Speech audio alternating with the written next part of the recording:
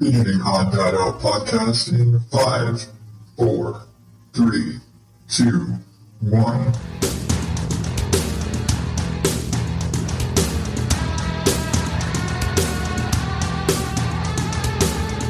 Welcome to the ODO podcast, where normal is not my specialty. I am your host, as always, the up way too damn early Adam Higgins, the Odd Dad Out. You can find me at oddadoutpodcast.com and at Odd Dad Out on all the social media places. I'm not even going to fix that. And this is a show where I ramble and rant and tell you about me and my life and whatever the hell's going on in my head, and I maybe make fun of some news stuff and maybe tell you about a podcast that I think you should listen to. Because why the hell not? You should listen to more podcasts, really. I mean, like, it's we're in the plagues. What else are you going to do? So, yeah, I mentioned it's way too early for this shit. So, rewind a couple of weeks where I missed a show because I fell asleep. Yeah, I did that again. And I'm getting to a story. It's actually relevant to it too, but yeah, long story short, I fell asleep again because my wife, if I'm home, my wife wants me to lay with her, even if I'm and like stay up and play video games, or if it's a recording night, my wife wants me there laying with her when she goes to sleep. And well, like I was laying there, like, you know, still dressed. I hadn't gotten pajamas on or anything. And she's like, where are you going? You got a hot date or something? Why haven't you gotten changed? Like, because I'm going to go record. It's like, but I can't snuggle if you're still wearing jeans. Fine. So okay, I go put on my pajamas and lay back down, and she gets all snuggled up, and okay, she's fallen asleep, and then blink, it's 5:30 again. So that's where I'm at. And so I decided, you know what, fuck it. This time I'm going to wake up and I'm going to record early. And it's not 5:30 because I had to finish waking up and make coffee. And I had a little bit of stuff to do before pushing record, but it's like 6 something in the morning right now. And I could tell you exactly, but you know, looking down at the corner of the screen to look at the clock. Oh my God, it's so much work to look at the clock right now. Ugh. Safe to say I am back on coffee today instead of my Dr. Pepper with vanilla cream soda. Taste the flavor. Was that what I said? I think that's what I said. Coffee, because it's better than anything else you could have. No, but yeah, so fun story. I haven't been to work in a week.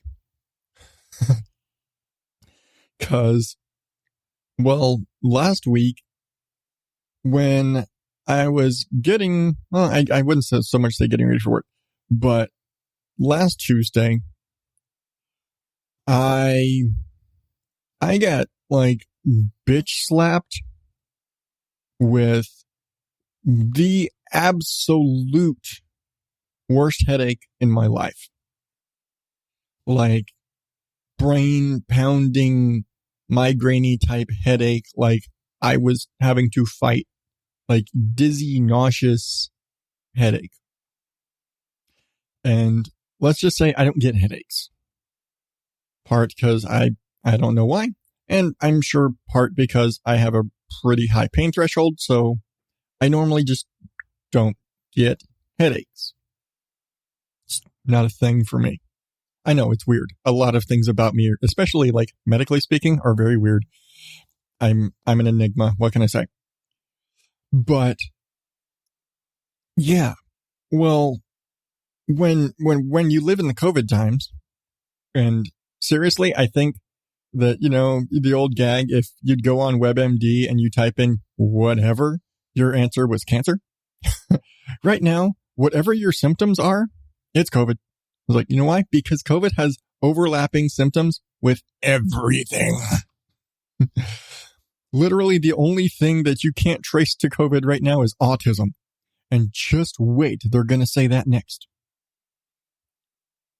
But I have heard, and I've seen from, a lot of reports that one of the most obvious symptoms is splitting headache. And a lot of people who have complained, like the people who are toughing through it at home, and a lot of them have said like one of the most bitching ass parts of it is the just overwhelming headache. Seems to be the biggest pain in the ass. If you aren't, it's either you don't feel a thing, you are in a hospital, or you're home dealing with it because you're not that sick. And usually the at home dealing with it, not that sick people tend to say the biggest bitch is the headache. That is just the worst fucking headache of your life. Okay. I was having the worst fucking headache of my life. And considering part of my job does put me in contact with possible, like we disinfect buildings. That's part of my job. So it's entirely possible I could have come into contact with something. It totally could happen. So I go get tested because, me having a headache, pain level of this magnitude is completely out of the ordinary. And so I'm like, okay, well, and I let my boss know, hey, here's what's going on. I have this headache from hell.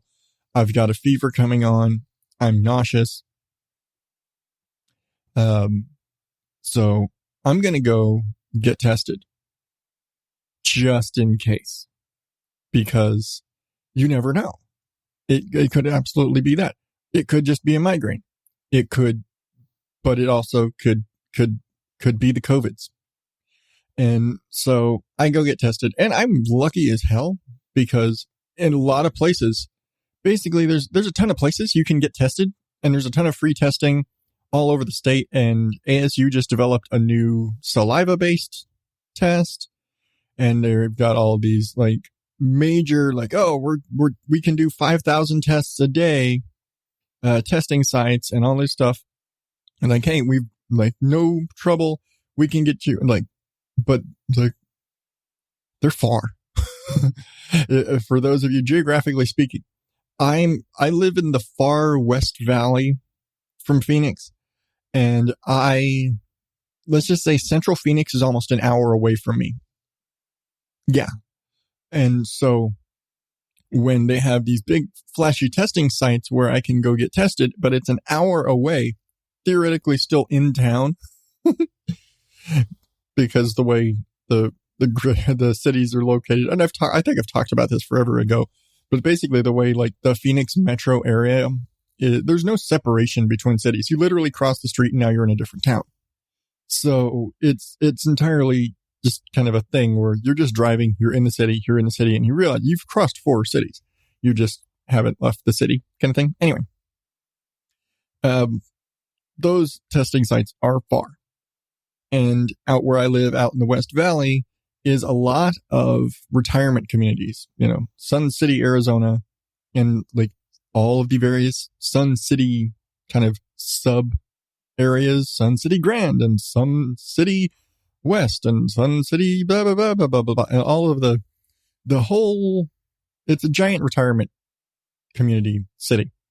And like you literally, and again, I've talked about this before, but you literally cannot live there if you are under 55. Legal and tax reasons, you can't live there. And so, yeah, it's safe to say there's a lot of cases in this part of the valley because this is where all the old people are. There's also a lot of extra testing on this side of the valley because this is where all the old people are. And so it is actually very difficult to get a test same day if you live on the west side. And we were calling around, we were looking at all the places, and we're like, oh, the best we can do is 3:00 tomorrow afternoon. So basically I have to wait an entire day before I can get a test. Shit. Calling around. They're like, oh yeah, we can do, like, you don't have to, blah, blah, blah. Like, we're doing on-site testing. Blah, blah. Like, okay.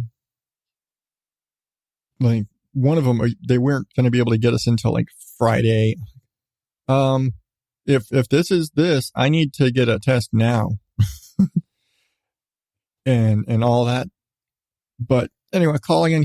We eventually did find oddly enough, very close to us, an urgent care center that was doing testing, and they were doing, the in your car, basically contactless. I mean, as contactless as these tests can be, but they're doing antibody testing and full like active testing from your car, which is fine.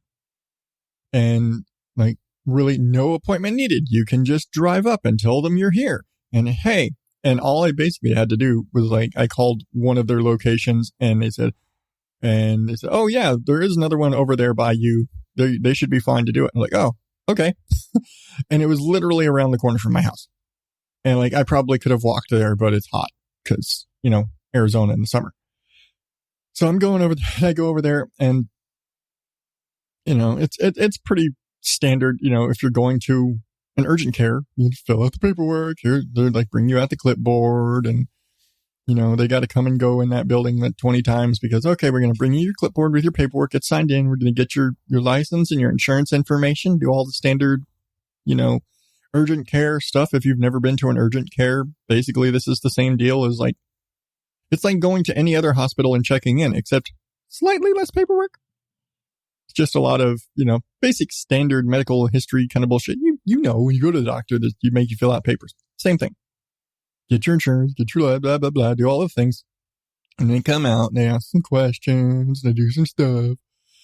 And because, it's a medical thing, so they got to do a little doctor visit type thing. But what they do is they do a kind of a remote, they're again, contactless thing. So they either will call you just on your phone or they'll pull up like a Google Duo and they'll buzz you on your phone on that to do a virtual chat with the doctor and all that stuff and like talk about your symptoms and all the stuff and blah, blah, blah, and do all, doctor chat like they do. And then they come out. And since I went ahead and did the antibody test because I've suspected before that I might have had it. So I'm like, okay, let's see. Maybe I already had it. So they come out, they do the antibody test and they do the regular test.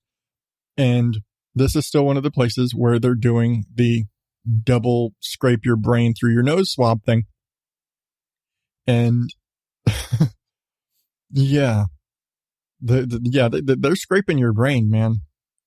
And they were super nice. I will totally give it to her. She comes out and she's like, okay, so, this is going to smell kind of like pool water. And then they take the long sticky thing and they shove it up your nose. She was careful about it. She wasn't like, and just, shoving it straight in there. But she, they stick the swab thingy up your nose and then they keep pushing. And then they keep pushing, and somewhere around the back of your head, they spin it around, and you can kind of feel your toes tingle a bit because they're scraping your brain seriously, and so then they take it out, and like then your entire face is leaking because they've pushed like. See, it doesn't hurt. It's uncomfortable as all fuck. I will say that 100 times. It is not comfortable. They just shoved a big stick into your brain. And then, and this part sucked because it was my dumbass fault. I mean, what isn't? But then I'm like, she's like, all right, like, let me give you, like, I need to give you a second so you can kind of recover so we can do the second one.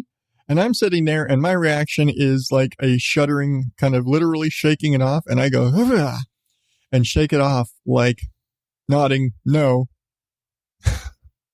because my dumbass fault. So she sees me shake my head no, which was really me going, "Ah."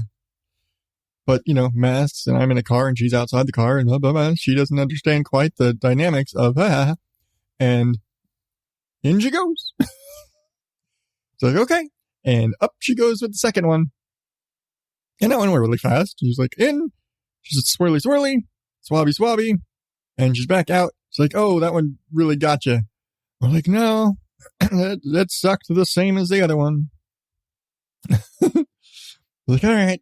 But like, yes, I was crying. Why was I crying? Because when you shove something up your nose and you got all those little pressure points up there where like, oh, you push this little, like you hit this location. It's kind of like, hitting your uvula or whatever. It's like your gag reflex. You push that little button in the back of your throat and it makes you throw up. Well, there's nerves and there's points like that inside your nose where it's just putting pressure on your tear ducts. And this basically has to push past that. So guess what? As soon as they shove the stick up your nose, your face just starts gushing. And it's not like oh my God, it hurts so much. It's they pushed on your tear ducts and then you just started leaking. And so I'm just sitting there, my eyes just gushing. Like I can't see eyes gushing from this shit. And I told her, it's like, it didn't, I'll admit, yeah, it probably has a chlorine-y kind of smell to it.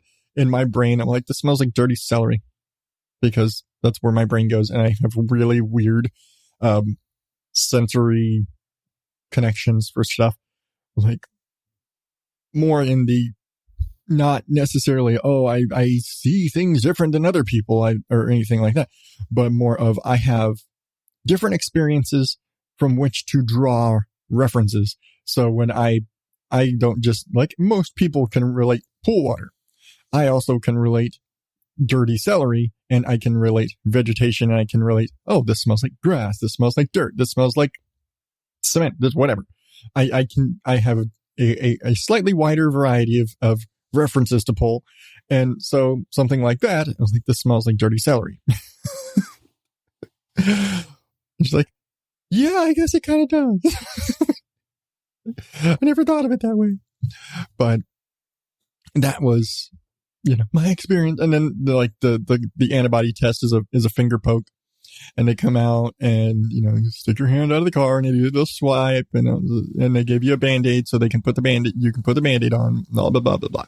It's real simple. It's like, it's the same kind of poke as one of those, as a blood sugar test for like diabetes and stuff.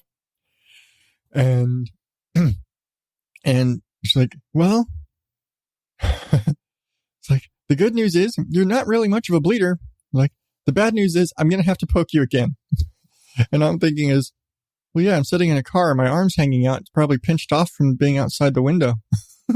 But she has to go back inside, get another little pokey. She got to get another set of stuff and get another alcohol and wipe it all off and clean it all off and blah, blah, blah. Lots of blah, blah, blah this week. Sorry. She goes out and I'm sitting there just like, okay, I've done the donating plasma thing and all that. I've had them draw blood. Of all these things. I'm sitting there like making a fist, grabbing something and like pumping up my hand and like getting ready to okay, get my arm pumped up so that when she comes back and she tries to poke my finger, it'll bleed this time. Like, okay, I'm getting all pumped up and then give her my hand back. And then I'm like, all right, there you go. And she's able to get her little blood sample for them to do the test. And it's like a 15-minute thing. And they wait, like you go, they take their little blood sample and they go and do their little test and they come back and just like, okay, the good news is you're negative. Like, okay, well, or I'm antibody negative, so I haven't had it before. But I'm like, Mom, okay. I was like, I don't know if I feel better about being antibody negative or what. I almost feel like I'd just rather it be over with and hope this was a migraine. But it is what it is. So, that's it. And the one thing they did tell me was like, just so you know, and at the very beginning, before we did anything, she's like, just so you know, insurance only pays for this test one time. And it suddenly occurred to me, that's probably why so many people in hospitals are getting these massive bills for COVID tests. Because every time you go to the hospital, you have to get it. They're giving it to everybody if you go to the hospital, just as precautionary measures. But hospitals take tests multiple times. And so I'm thinking that's probably what's going on with all that. It's like, yeah, the insurance paid for your first test when you first got to the hospital. And after that, they like, well, we have to test you again to make sure you're still negative. Why? Because there's lots of sick people in the hospital. Because they, there's diseases you can get just by going to the hospital. But I wouldn't be surprised if that's kind of an effect of that whole thing. But that's another issue entirely. And people are going to bitch about the hospital system. And it's like, yeah, the hospitals and things. There's a lot of bureaucratic crap that makes things more expensive than they need to be and blah, blah, blah. Anyway, more to blah, blah, blah. I don't say blah, blah, blah. But not as I've tried to funny up this, scraping brain story. But back to the whole original point of I haven't been to work since then because, and I'm pretty 99% sure, legally speaking, I guess going back to the whole, it's hard to get a test on this side of the valley. Right now, there is up to a 2-week delay on tests because they're doing so much testing out here. And so right now, I'm still waiting on my test results. And pending those test results, I can't go back to work. So that sucks. I mean, on one hand, it's nice because I'm home and I'm getting to hang out with boys and do all this stuff and, reading stories. But it's one of those, well, my nights very much revolve around I go to work. Everybody else's system runs, dad's gone. And I haven't been. And so I haven't been to work in a week. I'm not on the schedule at all this week because we're waiting on my test results. And until I get the official one way or the other, I'm stuck at home. And I have still had some throbbing headaches and things here and there, but otherwise I haven't had any other major symptoms. And at this point, I'm fairly certain it was some freak migraine out of hell. But you don't know. Again, because, WebMD, COVID. And so, like, everything is COVID. It's like, do your fingers tingle a little funny? You've got the COVID. Anyway, I can't go back to work right now. So until I get my test results back one way or the other, I'm at home. So more garden time, more watching movies, more trying to find good horror movies, and we're running out of them. But I'm not going to get more into movie reviews this week. I did a bunch of that last time. But I am going to do something I haven't done in a little while.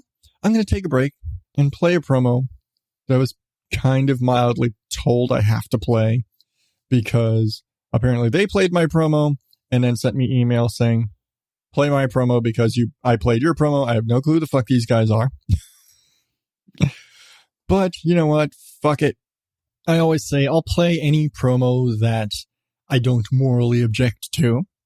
So here we go with Sips, Suds, and Smokes.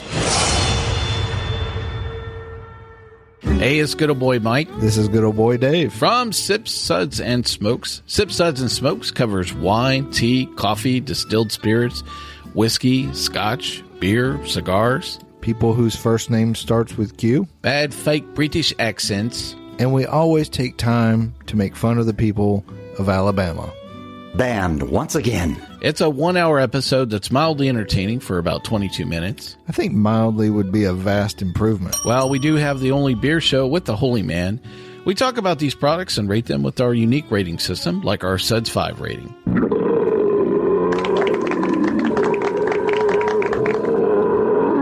Do you really have something better to do with your life for an hour than actually listen to this show? Well, don't make them think about it.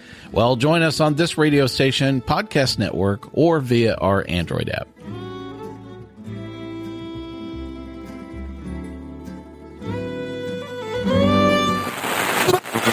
Need to satisfy a hungry mind? Every week, Your Brain on Facts brings you science. Why does mint feel cold? History. King Charles II of Spain was so inbred, his family didn't bother educating him. Medicine. 2 doctors tested cocaine as an anesthetic by injecting it into their own spines. Music. Many hit songs and even entire albums were written for revenge. Technology. The first video game was made on an oscilloscope in 1958. Art. Restorers destroyed a Da Vinci sketch by dunking it in water and alcohol. And every other topic under the sun. Look for Your Brain on Facts on your favorite podcast app or at yourbrainonfacts.com. I just want to throw in real quick that Moxie has recently released the Your Brain on Facts book, which you can get in all your favorite book and type places. And I believe she's also currently working on the audiobook, which I imagine would read very much like the podcast. But check it out. If you dig the show, absolutely support Moxie, buy the book. I might see if I can get her back on here to talk more about the book, if I can find time to record interviews. We'll see. Anyway. So, 'cause breaks and getting more coffee, 'cause I'm a lounge singer now with my coffee. I know, don't quit your day job. But speaking of day jobs, not so much day jobs, but part of me being home so much in the last week has meant, for some reason, the boys suddenly want my wife and I reading to them at night.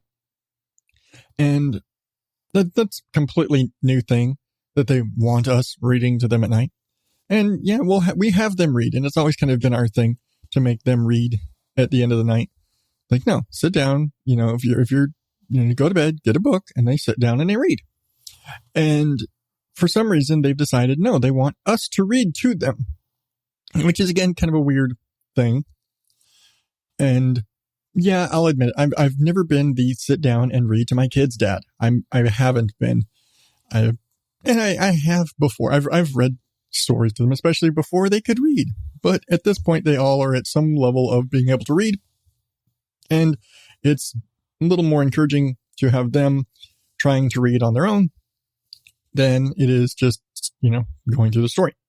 But anyway, it started off with my wife pulling one of the boys' they're like kids' chapter books. I don't know if you're familiar with the Hank the Cowdog series of books. I wasn't until my wife got them for the boys, especially for Damien. He wanted to start reading chapter books, and so she ended up buying him. I think she got the whole series at this point. I think he's got like 10 or 11 of these books at this point. And if you aren't familiar, I guess it's a series about a dog who is the head of ranch security on a farm. He's a cow dog. And I guess they're all framed as kind of like these murder mystery type whodunits and unsolved crimes and all this stuff, but from the perspective of the ranch hound. And so, and he's trying to solve these crimes. Like there's chickens being murdered and stuff like that. And so she starts reading the first night and just does one chapter. And then we were going to be like, okay, I do tonight, you do tomorrow, I do tomorrow, back and forth, and to kind of tag back and forth. And very quickly, this turned into, she did the first night, and then I just kept doing them every night. And the thing about this is, I've talked about wanting to get into doing audiobooks. And when you're reading a story about a bunch of, southern farm animals, and I'm the head of ranch security, you just kind of have to start making voices for all of the characters. And it does make it a lot easier for you to differentiate what's going on in the story when you're reading it to somebody, if you can do a different voice for each of the characters. And so very quickly, I just kind of fell into this. And the entire book is narrated from Hank's perspective. So the next thing I know, I'm reading like this, and the boys are just loving it. But it also creates a slight dilemma when I have to suddenly, on the fly, create new voices for different characters as they appear. And I'm sorry, it's a little bit, I'm used to doing that late at night. And right now it's still early in the morning and my voice hasn't warmed up to be able to be Hank for a long period of time. Need more coffee. But yeah, so I've been doing that and it's really fun. It's great practice for the whole wanting to do audiobooks thing, because in my mind so far, my whole idea has been doing like,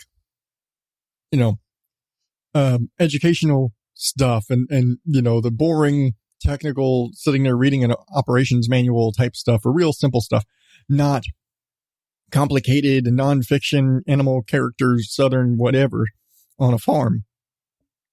And I always, I guess, as much as I naturally do character voices just as part of my normal sort of expression, I've always been worried about doing characters for a book and coming up with voices and characters for a story because, well, one, you have to be consistent with your voices and you kind of have to get into the character in it. And I very much have gotten into Hank. And you spend most of the time with Hank because he's, again, narrating. He's the main character of everything. He is your eyes through the story are through Hank. But then I have to remember, like, there's Pete the cat and there's Drover, who's the other dog, who's like the young up and coming Cowdog. And the problem is that I couldn't match up to the voices that my wife was doing. I very quickly was like, yeah, I don't remember what you said you were doing for Drover or this, but I just did this. And like, I don't think I've consistently done the same voice for the freaking cat because the cat shows up so rarely. I can't remember what it was like. Oh, man, I haven't seen the cat in 2 chapters. What the fuck did he sound like? I think he sounds like this sometimes. So I don't even remember what the fuck I do for the cat. I remember Hank and I remember what the rancher sounds like because it's just very, boy, saying, Hank, get over here, and that sort of shit. But it's been fun. It's honestly been fun. But every night I read a chapter to the boys, and we're about halfway through the book at this point.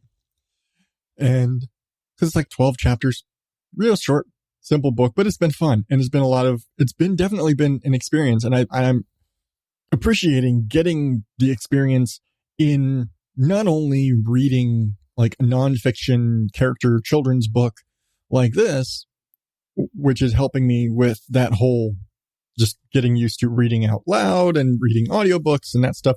And honestly, I feel like I want to, it sounds really egotistical and all that shit. It sounds like I've heard the audiobook of Hank the Cowdog. These were recorded back in like 2008 or something like that by the author. And I don't want to disparage the author, but he doesn't sound right. It just doesn't sound right. And it could be that's an audiobook recorded 12 years ago, and audiobook quality and style and everything has come up substantially since then. But yeah, I feel like I want to do this. I want to do these books. And I may just record some of these for you guys as just an example, just having fun. Maybe I'll throw up a chapter of Hank the Cowdog on Patreon. We'll see. I don't know. It'll be fun. But yeah, anyway, that's what I've been doing at night now. It's just been fun. But also on top of the whole thing, I went into these books cold. I knew nothing about them other than the general premise of like my wife saying, hey, he's a ranch hound, he's the head of ranch security, and he's the dog on the ranch. That's it. That's about what I know. And they're these murder mystery things. And that's about it. That's all I knew going into it. And so I just jumped in, and this is the voice I'm giving Hank, and this is the voice I'm giving Drover, and this is what I'm doing with the different characters. And there's a couple of characters that I need to remember what the fuck I'm doing with their voices because I've only seen them twice. But there was an entire bit. Oh, it was so hilarious. And I'm trying to put the boys to sleep reading these stories. But there's an entire chapter where they run into this big crabby, they hitched a ride in the back of the truck when the rancher's going to town. And they're sitting there in the back of the truck while their guy's sitting outside the pool hall or the bar or whatever it is. And next to them, in the truck next to them, because ranchers and trucks, there's this big ugly boxer dog. And he's all chained up. And next thing you know, they just start talking shit to each other. And and because he's all chained up and can't do shit, they're like, what would you do if I just went and peed on your tires? And he just goes fucking ape shit.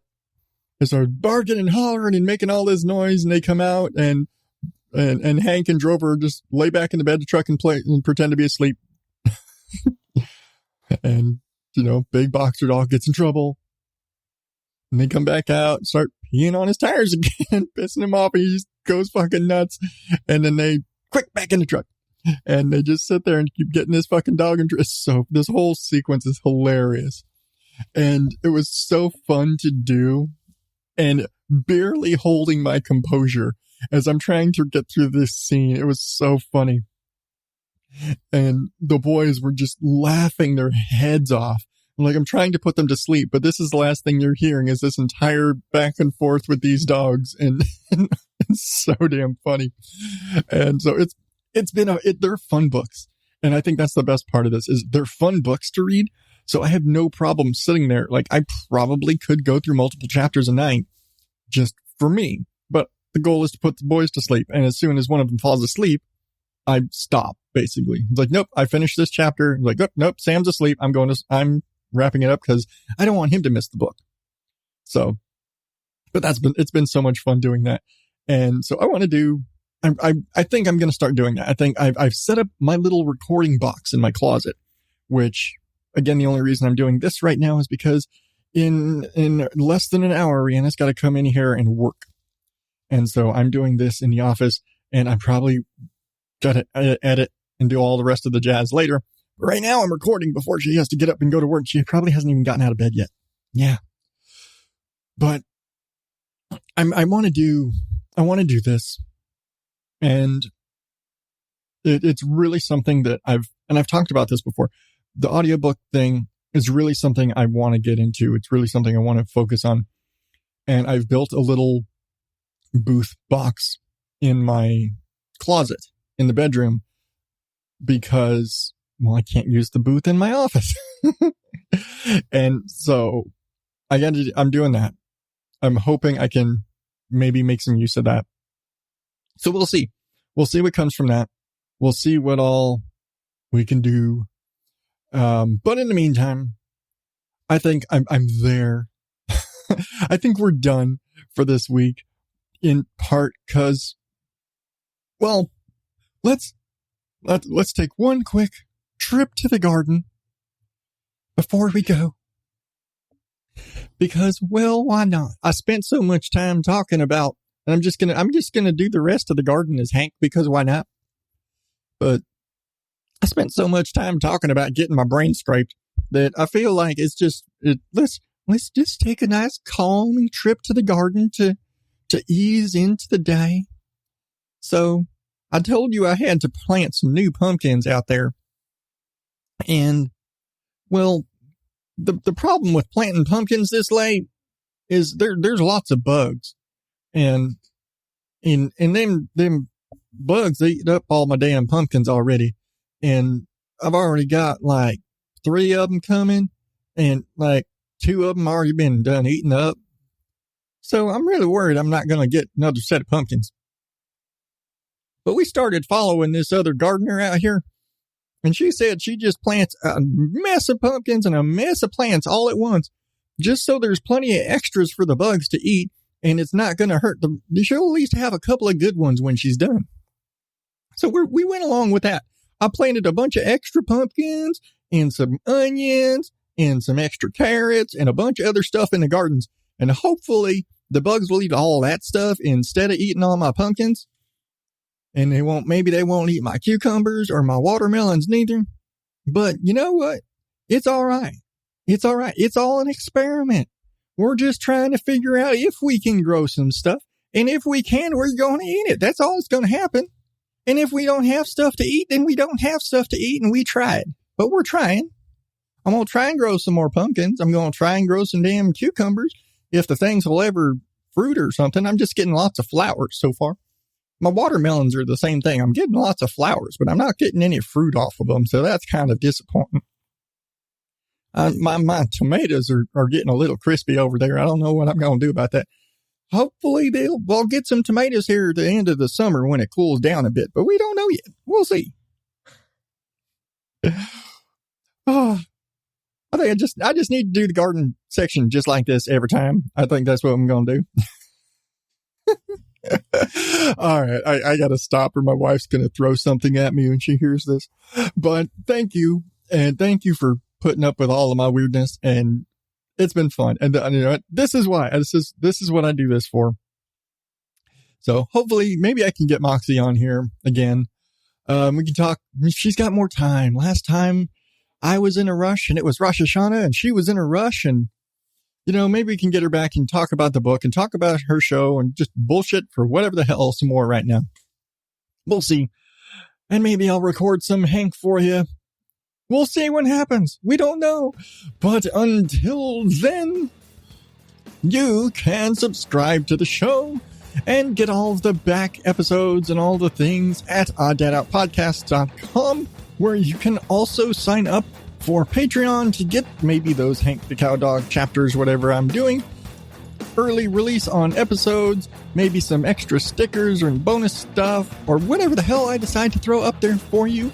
You can also go to the website and buy shirts and skateboards and mugs and all sorts of weird socks and weird shit. You know, it's all there. oddadoutpodcast.com. Click around a bit. Again, I'm at Odd Dad Out on Facebook, Twitter, Instagram. Don't forget the Oddballs Facebook group, where I spend most of my Facebooky time sharing memes and weird bullshit stories and just being silly because I'm silly. That's it. But until next week, Oddballs, thank you and good night.